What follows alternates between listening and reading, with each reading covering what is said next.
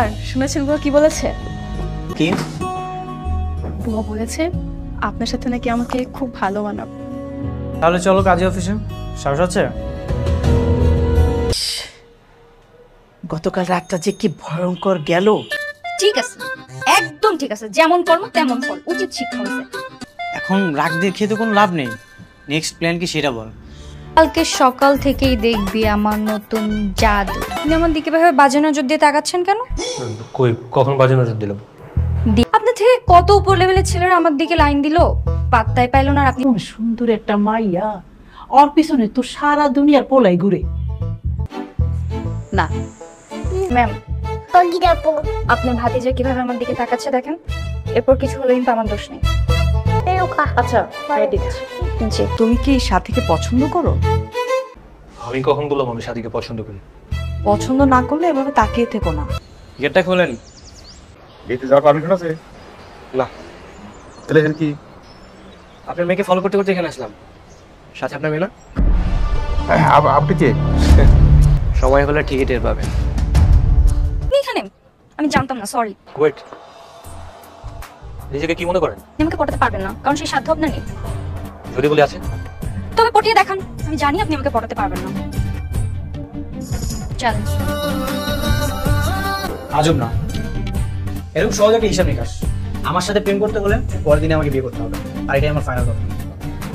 ঠিক আছে আমি রাজি, কিন্তু আমার আব্বু আম্মু তোমাকে মেরেই ফেলবে। তারপর না হয় ভালোবাসার খাতিরে আমি আপনার সাথে পালিয়ে যাব। আপনি আমার ভালোবাসাটা অ্যাকসেপ্ট করে নিন। I love you. ঠিক আছে, কাল অ্যান্সার করবো।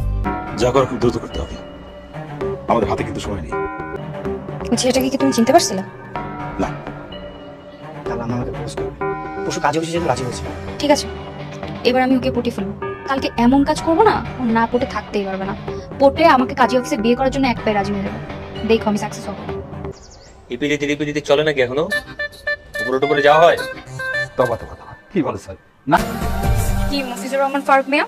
জি ম্যাডাম। প্রতিদিন যে গাছগুলোতে পানি দেওয়ার জন্য বলেছি, দিচ্ছেন তো? সরি হয়ে গেছে ম্যাডাম, আজকে দিয়ে দেবো। লাভ ইউ টু বলবো? Love you too. হ্যাপি? কাল তাহলে আমরা কাজে অফিসে যাচ্ছি। ওকে। অফিস থেকে বিয়ের কাজটা শেষ করে এরপর তুমি তোমার ড্রাইভারকে কল দিও।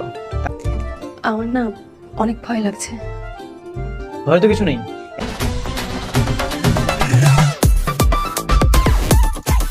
কি ব্যাপার, আপনি আমার হাত ধরছেন কেন? আমি কি আপনার বউ? আমি কখন আপনার হাত ধরলাম? বুঝি সবই বুঝি। আমিও কিন্তু তোমার বাহানা বুঝি। কিসের বাহানা?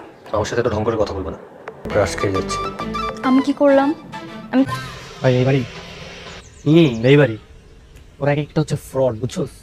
নিজে গোবের জলের মাছ ভাবছে, কিন্তু গোবের জলের কুমিরকে আপনি।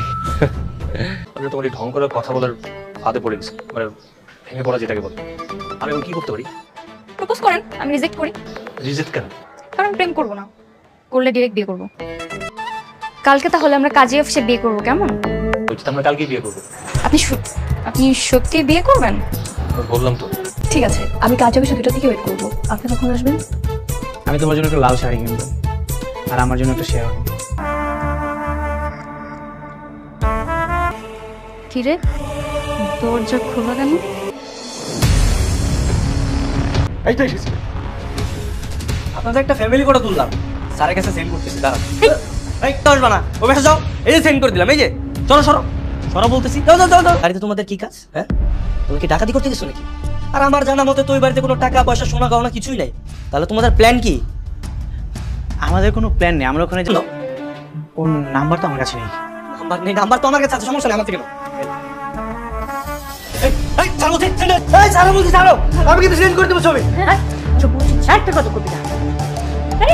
আরে পিকচার সেন্ড হয়নি। এই এবার আমরা উচিত শিক্ষা দে।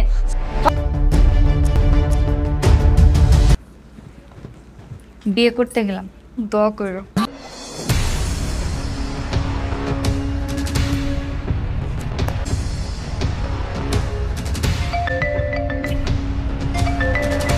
হ্যালো, তোমার কত বড় সাহস, তুমি আবার আমাকে ফোন দিয়েছো? আমি আপনাকে সবকিছু বলতেছি। আপনার হোয়াটসঅ্যাপে আমি একটা ছবি দিচ্ছি, আপনি আগে ওটা দেখেন। হ্যাঁ হ্যালো। ওরা সবাই হচ্ছে ফ্রড, আর ওরা এক ফ্যামিলির লোক। আপনার বাসায় যে টিচারটা ছিল বিরাট, ও আপনার মেয়েকে পটিয়ে নিয়ে গেছে বিয়ে করার জন্য। আর ও ভালো কথা, আপনার যে ভাইয়ের ছেলে তামিম, ওকে আপনার ওই বেবি কেয়ার করতো যে মেয়েটা, ও নিয়ে গেছে বিয়ে করার জন্য। আপনার কাছে তাড়াতাড়ি ওদেরকে আটকান। হ্যাঁ তামিম, কোথায় আছিস? সত্যি করে বল।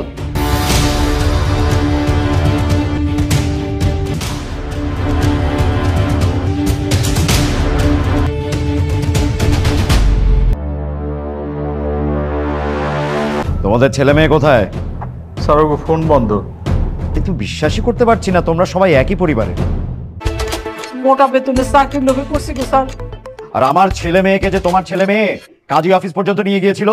মিরাজ স্যার যে এত বড় প্রতারক আমি কখনো বুঝতেই পারিনি। এই আউট, বেরিয়ে যাও, এক্ষুনি যাও, না হলে কিন্তু। না,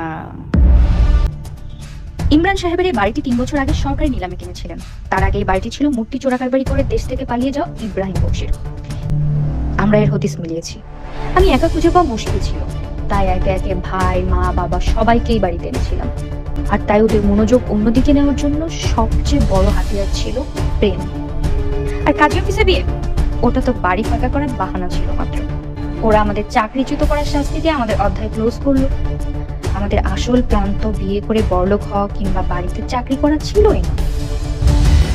এই মূর্তি বিক্রি করে এবার আমরা কোটিপতি হয়ে যাব। শুধু এটা আমাদের নেক্সট মিশন। দে কল দে। হ্যালো, হ্যালো, কে বলছেন? আমি তোর হারিয়ে যাওয়া বোন। ওই যে বৈশাখ মেলায় দুইজন ঘুরতে বেরিয়ে হারিয়ে গেছিলাম। তোর বয়স ছিল 7 বছর, আমার বয়স ছিল 10 বছর। আপনি সত্যি সত্যি আমার বোন? হ্যাঁ, আমি তোর বোন। তুই কি আমার সাথে একটু দেখা করবি ভাই? তাহলে উপযুক্ত প্রমাণ নিয়ে আমি যে অ্যাড্রেস পাঠিয়ে দিচ্ছি সেই অ্যাড্রেসে চলে আসুন। ওকে, অ্যাড্রেসটা পাঠাই দে। হ্যাঁ।